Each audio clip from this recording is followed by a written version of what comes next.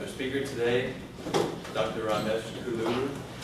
He established the Center for Business and Information Technologies at the University of Louisiana Lafayette in 2003 to support the university's economic development agenda through research, development, and technology transfer. In 2005, he founded the National Incident Management Systems and Advanced Technologies, otherwise known as NIMSAT, Institute based on the lessons learned from Hurricanes Katrina and Rita to enhance national resiliency to a full range of potential disasters by conducting research. Oh, that's enough.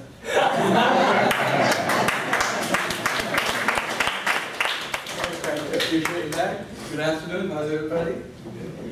We can go on for the next half hour doing that, but I thought I'll here, spare you the misery and look at not too many people walk out before I go back here. Thanks for the invite. I appreciate the invite and the opportunity to come in front of you. Brings back memories, because I think it was in this class I was telling Mark that I taught CFPS 430 many moons ago. And perhaps even prior to that, it was perhaps in this class that I sat down as a graduate student listening to some of the professors speak. I was in fact a proud graduate of USL back then, and have had the fortune of staying back here and doing some cool stuff. And it was amazing to see democracy in action. Maybe more people should learn that, and things should be as simple without having to blow millions of dollars on what we're doing right now. But speaking of money, I'm here bearing a gift, and you know what they say about Indians bearing gifts. Beware. So I'm here to talk about something called Cajun Code Fest. It's a programming contest. How many of you have heard of it? All right. How many of you have signed up? All right, good. You're hired because you're talking about all kinds of web-based stuff. And, oh, sweet! I believe your team. Fantastic. So it is a programming contest that's going to happen over a 2-day period that will coincide with Festival International, the 27th and 28th of April, here at the University Research Park. All of you know where the University Research Park is? Off of Congress, by Light, the egg, the beer egg, or whatever have you. It's going to be at the Peacock Center, which is a building right off of, there's 3 buildings in the research park. There's Atara Hall, which is where the center that I direct, the centers that I direct operate out of, the Center for Business Information Technologies. I've been the director of that center for about a decade or so, and now when we do some cool stuff, perhaps we'll take up a little bit of your time talking about what we do at CBIT. We serve at the intersection of the university, where we do a lot of cool stuff in research. There's a lot of faculty and researchers throughout the university doing some extraordinary research.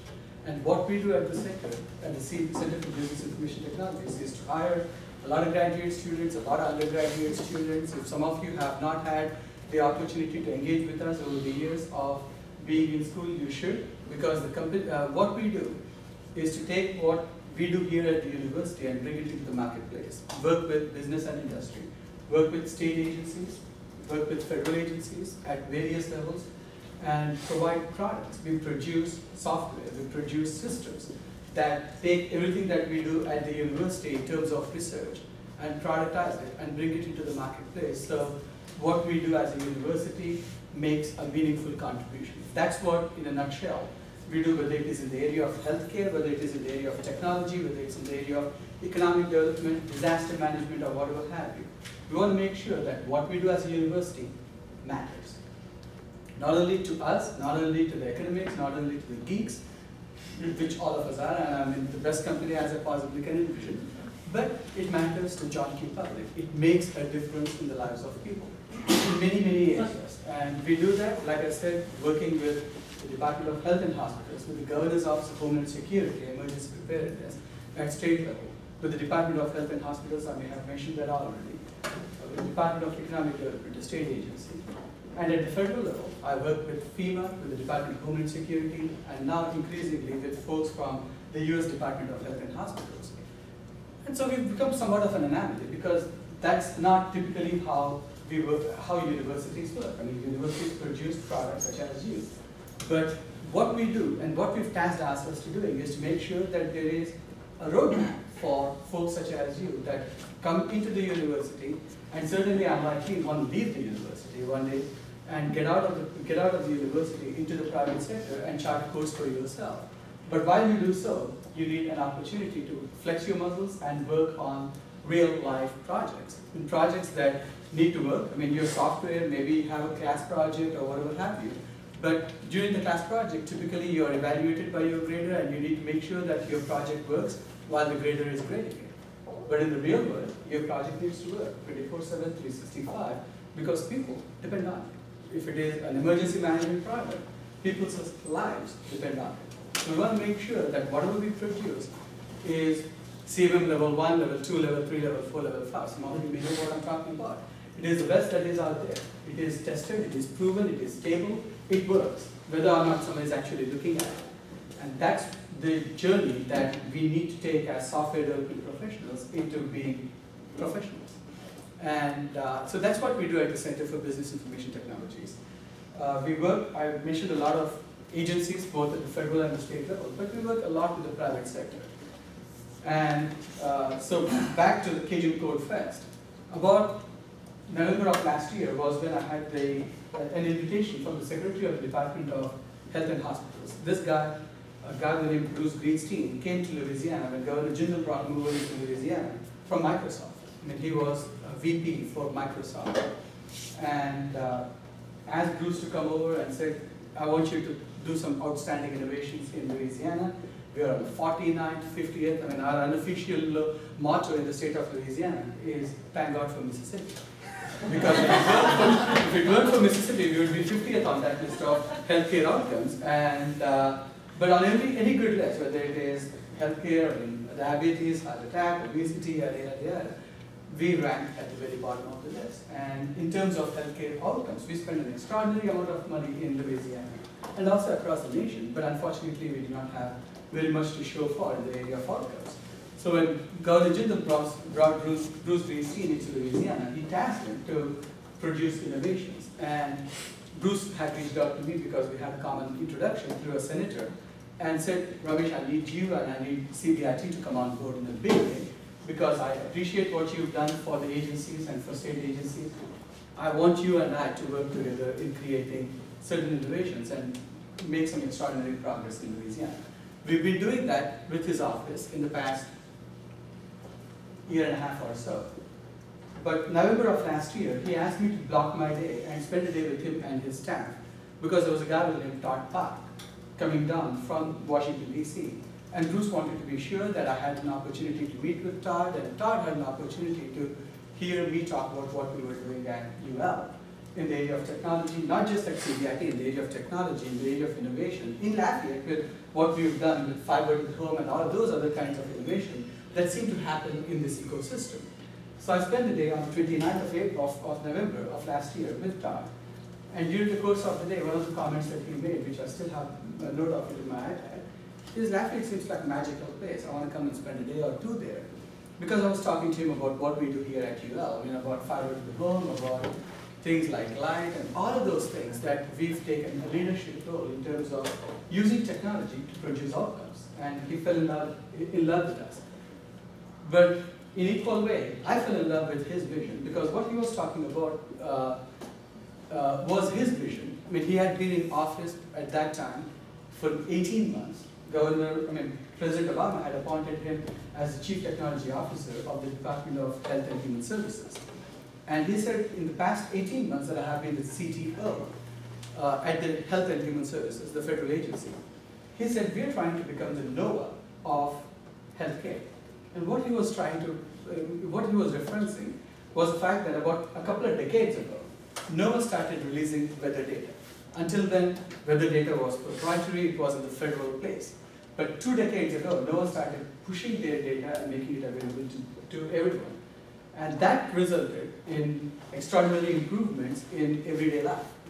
We checked weather this morning and determined what we wear, and whether we take vacations or not, AccuWeather, hurricane forecasting, modeling, any number of things that happen now in the private sector, where companies that produce weather-related products that you and I use as websites or on our iPhones or iPads are all driven by the fact that data, which used to be publicly, owned by the federal government and never see the light of the day, got released, and that resulted in extraordinary innovations in the area of weather.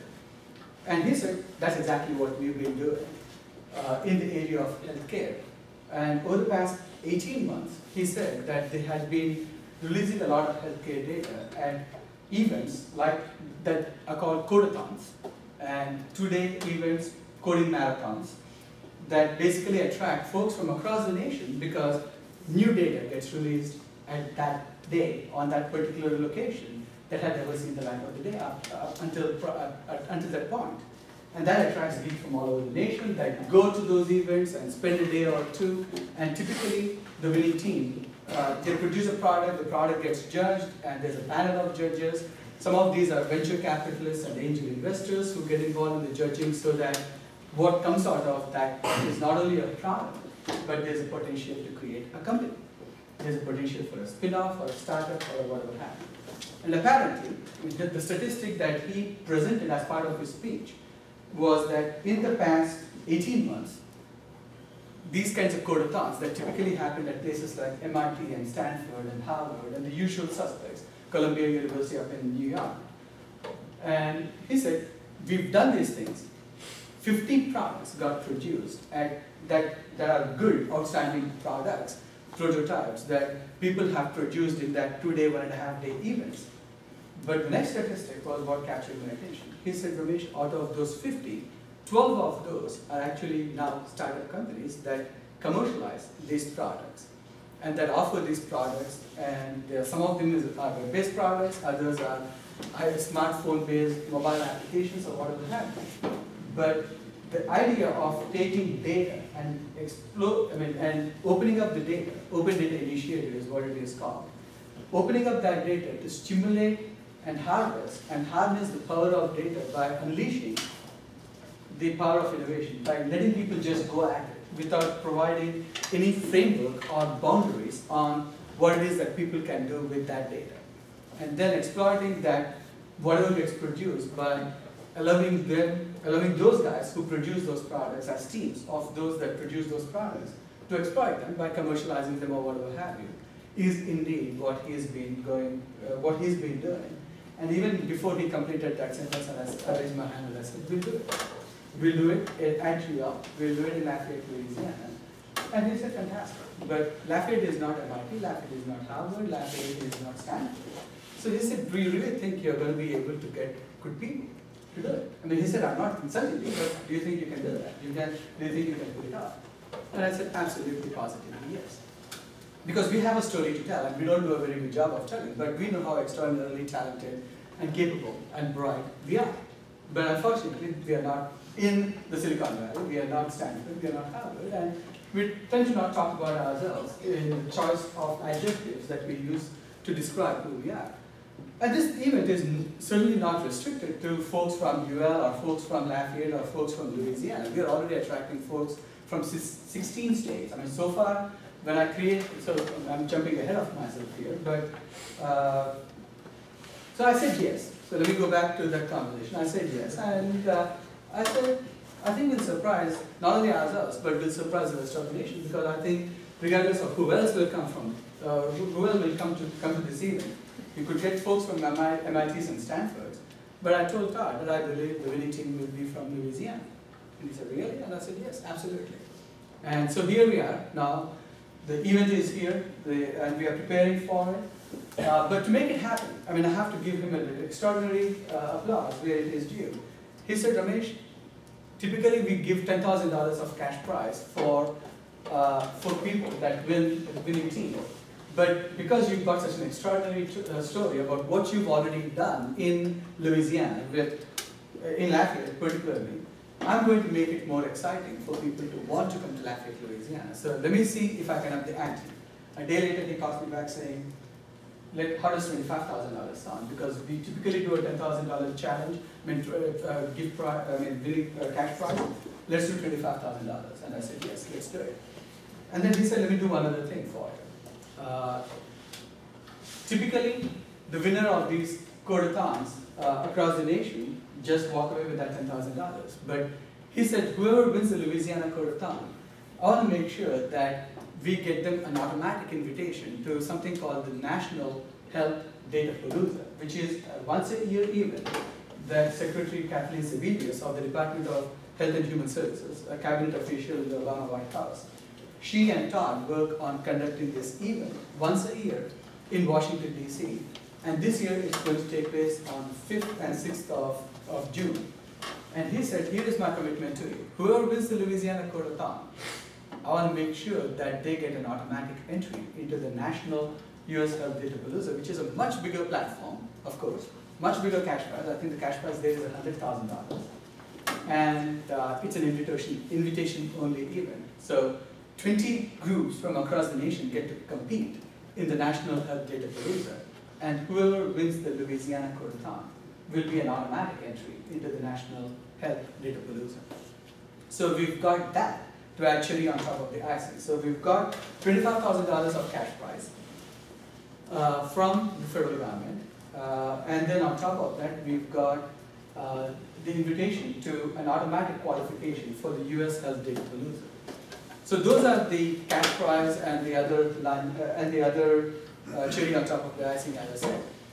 But to pull it off, I've been working with the private sector. So Todd and the Secretary of the Department of Health and Hospitals at the state level. Now I'm talking about a federal cabinet official in the Obama White House and a state cabinet official with Governor Jindal's cabinet. So they both have been working with me, and so we've been in constant communication in the past, once a day, once every other day, in the past 6 months or 5 months now, to pull together this event and to get the right kind of horsepower to make this happen. And one of those first introductions came to, because Secretary Bruce Greenstein came from Microsoft. We are in the process, in fact, above and beyond the Codeathon, Yale Lafayette is in the process of executing a cooperative research and development agreement with Microsoft, the only of its kind that Microsoft has with any university in the United States. And CBIT, the center that I direct, and Microsoft are in the process of formalizing this strategic relationship. So Microsoft came on board, and one of the guys who is the primary person who is responsible for Microsoft strategy and product in the area of health. So a guy named Sean Nolan, if you Google him, he is the Health Solutions Director for Microsoft. So Sean stepped up, and he's going to be here. Let me make sure that I'm not missing any major. Along the way, I got introduced to a guy by the name Jay Walker, because I was asked by Todd, Ramesh, do you know Jay? I said, I don't know Jay. Who's Jay? Do you know Jay?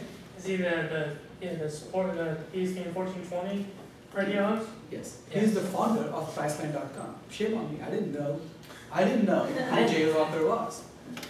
So I said, no, I don't know Jay. So he said, let me fix it. So next day, I'm on the phone. I'm in Houston at the airport, and I'm talking to Jay Walker for an hour and a half. And this guy falls in love with our Lafayette story and wants to be involved in a big way. So since he made his millions and mega millions of dollars in Priceline.com, how many of you have followed TED, T-E-D, TED Talks, right? So he invested his money into acquiring TED and spinning off a group called TED-Med, which is TED Talks focused on health, and now is the nation's curator of TED-Med, which is the largest body of knowledge as it relates to health and healthcare. And he's now leading the charge, and he's on board as a major partner. He'll be here for 2.5 days. So we have, and 3 Fridays ago, today's a Friday, yeah, 3 Fridays ago, I heard that Todd Park, my buddy, my friend now, lost his job. He's no longer the Chief Technology Officer of the Health and Human Services Division, and I was pretty bummed about it because 2 seconds later, another email pops up with a link to an announcement that was being made. The President of the United States appoints Todd Park as his Chief Technology Officer of the United States. So he was no longer going to be the Chief Technology Officer of one cabinet agency, Health and Human Services. He gets pulled out of an agency and moves into the White House as the Chief Technology Officer of the Obama White House. And now is with the Office of Science and Technology Policy, because that's where the scientific advisors and CXOs for the White House reside. So in terms of horsepower, I don't think we could have done worse. We've got Intel I was also introduced to this guy by the name Jared Kaiser. Apparently Jared and his boss, a guy named Eric Dishman. So if you Google Eric Dishman, he is a distinguished engineer. I mean, Sean Nolan is a distinguished engineer from Microsoft. And a guy named Eric Dishman is an Intel fellow. And these are two corporations. If you ever want to work in Microsoft and Intel, what you want to aspire to when you grow up is to be an engineer, like an IEEE guy or gal, or a fellow, because those companies have a culture of celebrating a fellow or an engineer, a distinguished engineer, much like a CXO, a CEO or a CTO or a COO gets celebrated in regular companies. So we've got the senior engineer from Microsoft and the fellow from Intel, who will both be here. And this fellow from Intel was actually in a meeting with Todd Card, along with his buddy, a guy named Jared Kaiser. And so Jared, in the middle of a conversation with the chief tech, I mean, I have to talk to him about how he did it, because in the middle of a conversation with the chief technology officer of a federal cabinet agency, at the time he was still CTO of HHS. So this guy, Jared, talks about gumbo. I don't know how you bring up gumbo in the middle of a conversation with the CTO of a federal agency. I have to talk to him about that. But as he brought up gumbo, Todd stops him in the middle of the conversation and says, "Do you know my good friend Ramesh?" Because he says he was from Lafayette and he was talking about gumbo. And he says, do you know Ramesh? And no, I didn't know him, he didn't know me. So that morning at 3 a.m., Todd sends me an email saying, "Jared, meet Ramesh, Ramesh, meet Jared." Found out that this guy, who is the director of healthcare strategy and solutions for Intel, actually lives in Lafayette, Louisiana, of all places. Gee, So connecting the dots. What did you say? talk about. Absolutely. So connecting the dots. So this guy has now become a major ally. And now, okay, long story short, so we've got who's who of healthcare, technology, innovation. So let me make sure that, okay, we talked about Intel, we talked about Tedman, which is the Jay Walker guy from Priceline, talked about Microsoft. Northrop Grumman, Chief Technology Officer of Northrop Grumman, is going to be here for 2.5 days. Pennington Family Foundation is a sponsor. AT&T has just come on board yesterday as a sponsor. So bottom line, they've put up significant amounts of money. I've raised about $100,000 in funds, whereas 4 weeks ago, 5 weeks ago, I needed about $40,000 to put together the event. So it's going to be a kick-ass event. We're going to spare no expense in terms of making sure that we bring folks from across the nation. So if you have teams of undergraduate students from Louisiana Tech or from a university out of Houston, which in fact have signed up, I'm making sure that I'm paying for them to stay at a hotel because I have enough money. I don't need them to not come to Lafayette, Louisiana because it's expensive for them. And so I'm covering all of their travel expenses and so on and so forth to make sure that we bring the best and brightest from across the world. But like I said a moment ago, I have a very selfish motive in all of this. I want a Louisiana team to win. So if you think you're any good, by now I would expect to see a hand raised. If you think you're any good, you need to be there. You need to be there. It takes about a day and a half of your life. And who knows, you may be the one to walk away with that $25,000 cash prize. You may be the one going to Washington, D.C. To represent Louisiana as the one team out of the 20 that might end up having a 1 in 20 chance. Those are good odds, guys. 1 in 20 chance of winning a $100,000 cash prize. Just this morning, so above and beyond all of this, what Intel told me they would do is to select someone. I don't know if it is the first, whoever wins the cash prize of $25,000, maybe the second prize, maybe the third. Wait, so there will be teams of, I think we'll end up with about 10 to 15 teams. No, I think we'll end up with 15 to 20 teams. And so the first team, the winner of the cash prize will be the first team. It may be the number 2 team, it may be the number 3 team, or it may be the number 10 team. I don't know what the evaluation criteria are yet for Intel. But they'll select someone of those teams, one of those teams will be selected by Intel as an Intel Innovator of the Year award. It's not a cash prize. But let me tell you, when I graduate from an undergraduate program or a graduate school, I would have given any part of my anatomy to have that on my resume.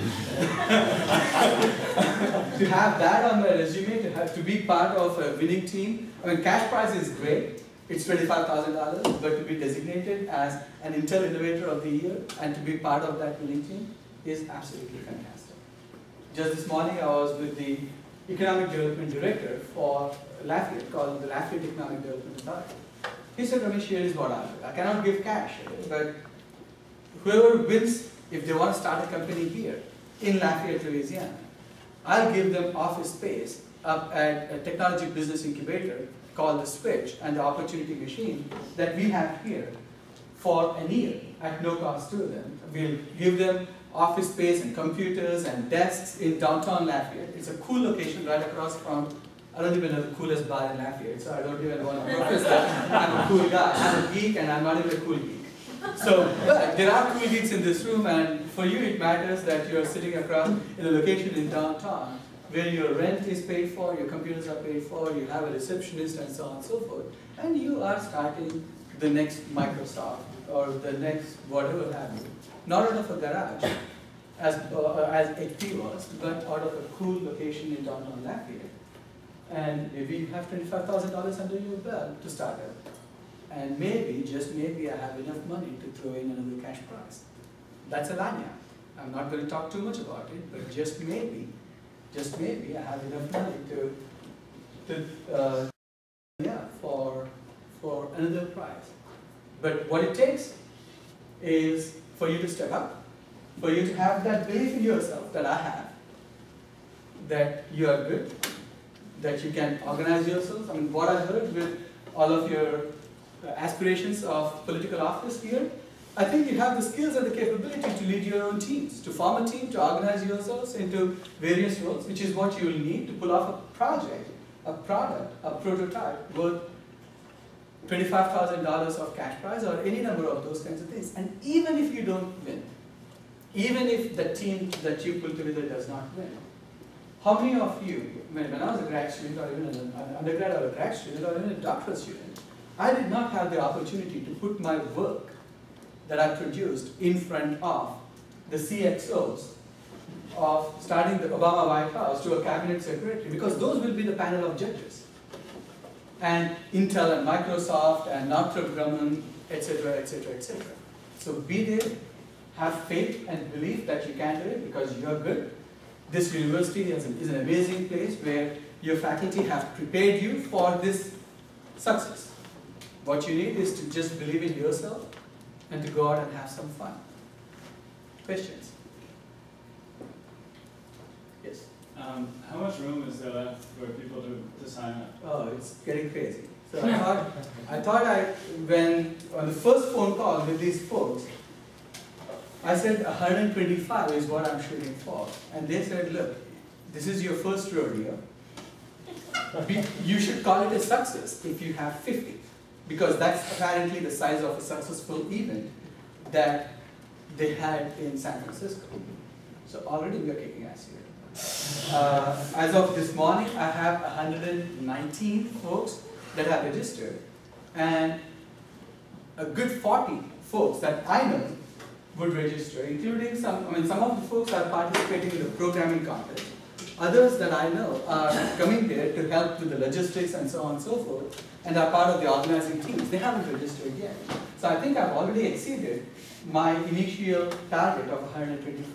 I have flexibility to add some more, but you've got to act now. You've got to organize yourselves, because starting around the 7th, 8th, 10th of April, I'm going to be putting out regular information blurbs about what should you expect at the Codeathon. I'm going to give you a preview of data, because I want you to walk into the Codeathon in that context, in that mindset of here are the data that are going to be released. The data will not be released a priori, of course, but I want you to be aware of what the data is. I've been working with Jay Walker and with the Priceline guy, with the Microsoft guys, with the Intel guys, and now as of yesterday, AT&T, I'm sure, will want to have some, AT&T wants to get involved in a big way in mobile applications. They're not just a cell phone carrier anymore, or a network carrier. They want to get involved in mobile applications in a big way, and that's who has sponsored. So I'm sure they'll want to talk about some of those aspects. I'm not solving any single sponsor's problem. They're not getting to define the challenge. I'm defining the challenge. but I'm taking input from all of them because I know I'm not smart enough. But at the same time, the challenge definition is just a guideline, because we all know collectively, all of those multi-million dollar wealth guys, including me, not a multi-million dollar guy, but of course all of us in that part of the organizing team recognize that collectively we're not smart as you. What I mean by that is we recognize that none of us has solved the problem so far.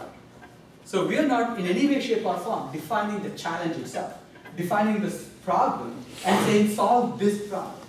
Because we want to release the data. We want to say, hey, this is the data that tells us that there is a problem. But you go figure out what the solution is. And may the best ideas, may the best minds be completely unconstrained or in any way, shape or form in definition of the challenge or in the definition of the technology or the platform or the operating system or whatever have you. So this is as open as it can get, because we recognize that to get to that level of innovation that you need, we cannot just constrain in any way the creativity and the ingenuity of those that will show up and make a difference. Make sense? Did I answer your question? Yes. I'm glad, because it's built into now. Neil. Is there a limit on team size? And during the competition, can teams combine with each other? The answer to the first question first is there's not a limit on team size, but typically I have seen that about 5 to 6 people are the size of a good team. I mean, any less than that, you don't have enough horses to pull off a product or a prototype in less than 24 hours of coding. And any more than that, you have too many cooks in the kitchen. So, but that's just my experience. You go figure out what the best size of your team is. Can teams collaborate? I don't know. We haven't thought about it that way yet. But what we did think about is that it doesn't just, a team, a successful team is not just made up of programmers. You need to understand enough about data. You need to have someone in your team or someone that you can consult with. And I have a few of those folks. I mean, I have a physician and a kinesiologist and a nutritionist that are registered looking for programmers because they need to have technical skills for programmers to be able to harness those. So what I'm also now doing on our Facebook page is to do some speed dating. So thinkmatch.com for this problem. So I'm trying to provide each other the opportunity. In fact, what we have on our Facebook page is, I just saw it this morning, is not good enough. So I'm going to ask folks that have registered to give me a little bit of a profile, my likes, my dislikes, whatever have you, so that we can get a little bit of information about each of the participants, their skills, their capabilities, and so on, so that we can make a match happen. I was just telling Mark, there was a professor, an assistant professor from the University of Houston that signed up, along with one student of hers. And her constraint that she requested me was, put me in a team that can program in the R language. And I'm like, okay, we'll do that. So there might be a nutritionist who's looking for, and so if that's the kind of problem that you want to solve, maybe there's a food desert, right? So maybe there's not enough supply of nutritional food available in a community, and if that's what the data is telling you, maybe a problem that you will solve for that solution for the food desert could be having a nutritionist on your team that can provide you good insight into these are the kinds of low-cost, good nutritional options that people can eat to address the issue of child obesity and whatever. In all of this, I have to tell you, my wife is shocked that I am leading a competition on obesity. But I tell her, it's a journey. Yes, sir. For when the people register, do you assign teams yourself, or as you said, do they register as a group? And so when you register on the website, you can actually say, you can name your team, okay. Get creative, you can name your team, and you can say, so 5 of you might say, we'll go register today, which is, I'm saying, go register today because we are filling up. But as you register, the 5 folks can say, okay, this is the name of our team, and these 4 others are part of my team. And that's really all I need, so that I don't have to worry about you and try to find matches and get those poor souls that don't know how to find a soulmate for themselves, I can make those matches happen. Can you add members to your team after you register? Yes, before the competition. And if you show up at the competition without a teammate, there is going to be some loss of time because I have actually a speed dating session on the first day. So the 27th of April, which is the Friday, the plenary speakers, I mean, given all of the horsepower of the kinds of caliber of speakers that I have, there's going to be some speakers speaking and getting you all excited and in the right frame of mind. But then I think at 11:30, those speeches finish, and from 11:30 to 12:30, if you already have a team, I'm saying go, get ready, go get started. If you don't have a team, then you're doing some speed dating. I'm saying you're sitting around and trying to do a crash dating course, and you know how this works, so that's what you're doing. Yes, you had someone here, you had a hand. Basically, you answered it. I was just wanting clarification that if somebody was interested but they weren't on a team, they could still try to become involved and get on a team. Absolutely. Okay. I mean, the two things happen here, right? I mean, first, I'm trying to, before people show up, make some of those virtual introductions, whether it's on our Facebook page or whatever have you. And if I fail in doing that, and if there is not enough of those connections that get made a priori, then in that appointed hour, maybe a half hour, 45 minutes, I'm still finalizing time. I'm trying to juggle many things here because I want to give everyone the best opportunity to have as much time to code, but at the same time, some of this matchmaking time will cut into your own creative productivity coding time. Any other? All right. I know I've kept you from your lunch, or maybe certainly from my lunch. So I'll shut up now and look forward to seeing some of you, all of you, but certainly for you to have the best chance at it, go register today, because sometime this weekend, sometime Monday, Tuesday, I'm going to have to perhaps take down the registrations because we are going to be perhaps pushing the limit. But I certainly want you there because for a Louisiana team to win, a Louisiana team should compete. That's the first step. So be there and walk away with that. All right. Thanks, guys.